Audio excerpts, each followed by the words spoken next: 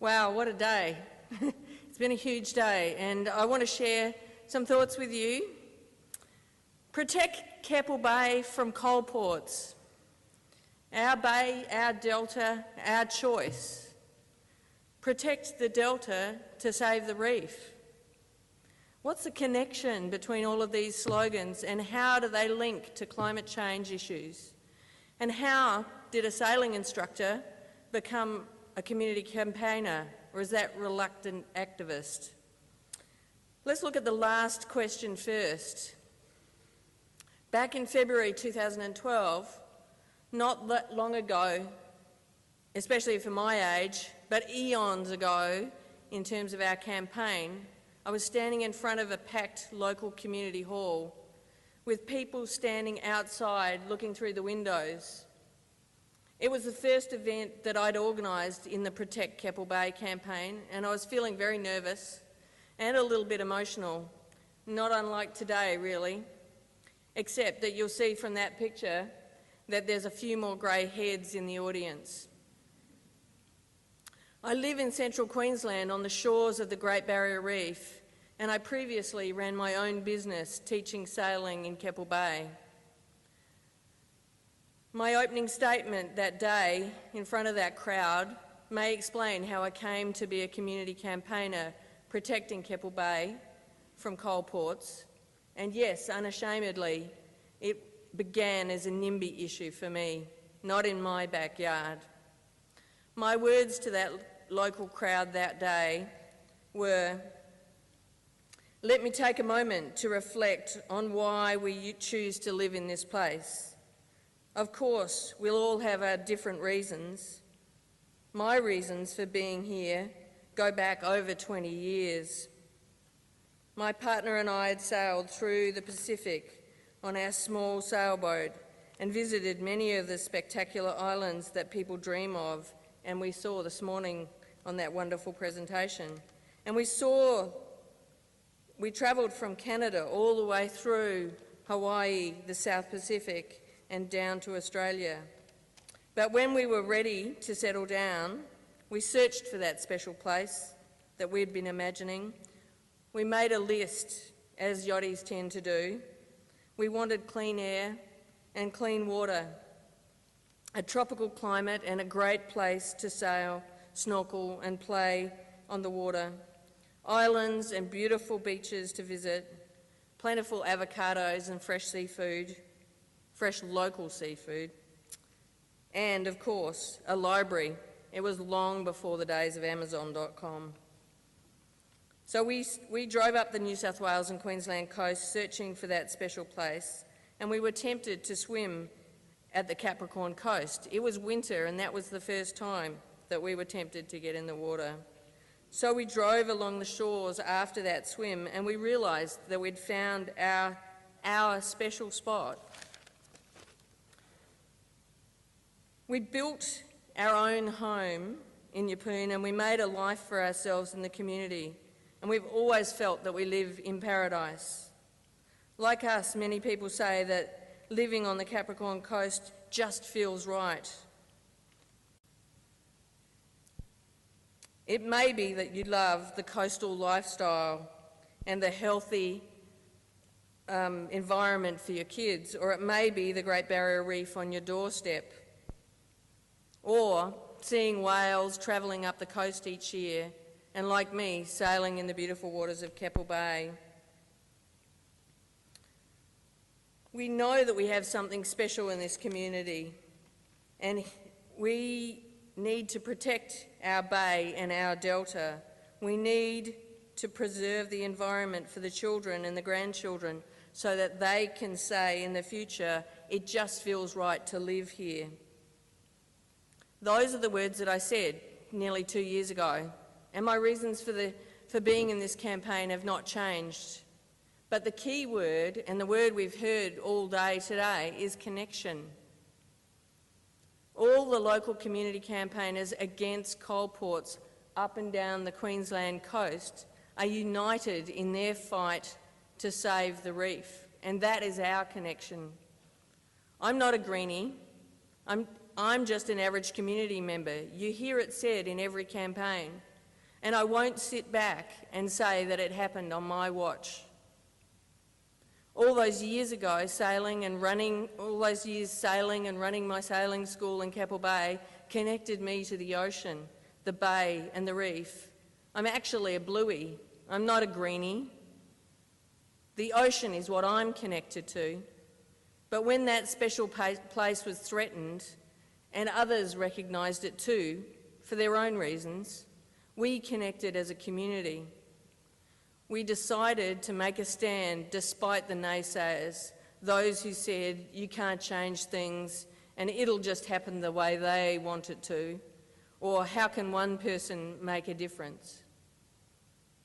But we've organised ourselves, we've kept it simple, we've stayed focused on the issue, we've built a solid community support base and educated the community. We've learned about the government processes, that's what buried us in all the paper. We lobbied all the other levels of government and we even did submissions to UNESCO. We researched the area and we learned some amazing facts about that support that feeling of connection we have to our region. At the height of the resources boom, 3, not 1, but 3 coal ports were proposed for the Fitzroy Delta area. And the Fitzroy Delta, I bet you're saying, where the hell is that?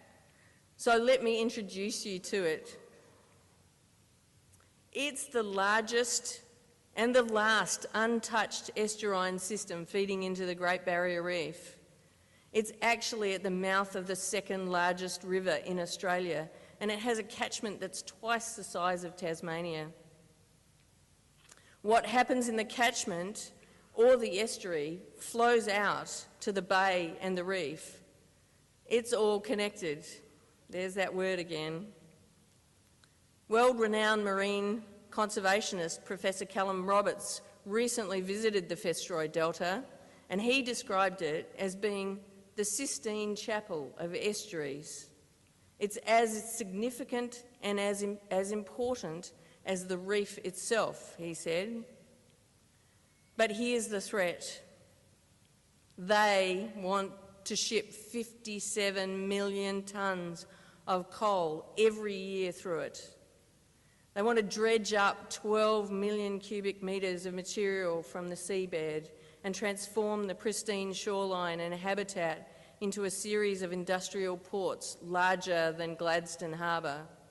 And this is just one of the ports in Gladstone Harbour. And if that isn't enough, there's one proposal that wants to take coal in shallow draft vessels and take it 40 kilometres offshore, transfer the coal from the barges to the ships in the exposed waters of the Great Barrier Reef. It's the World Heritage Area. It's a nice clean image up here, isn't it? That's the developer's website. They claim that it's a green coal port. But it's actually an activity that the Great Barrier Reef Marine Park Authority itself considers to be of, quote, extreme risk and not even a permitted activity in the marine park. It's a park, it's not a port. We learned this and we learned more and we became more and more connected to our special place. So we started to raise awareness and build a campaign. We connected to the community and to the environment, and we connected them together with slogans. Protect Keppel Bay from coal ports, because they related to Keppel Bay. And then we broadened the campaign and we moved to connect the community to the hidden gem, the Fitzroy Delta, with the slogan, it's our bay, our delta, our choice. And eventually, we broadened the campaign and our supporter base, and we broadened them together and we matched it with a connection that was more important. Protect the delta to save the reef. But one major challenge that we have when we're campaigning in Queensland on coal port issues is that currently our communities are strongly connected to coal.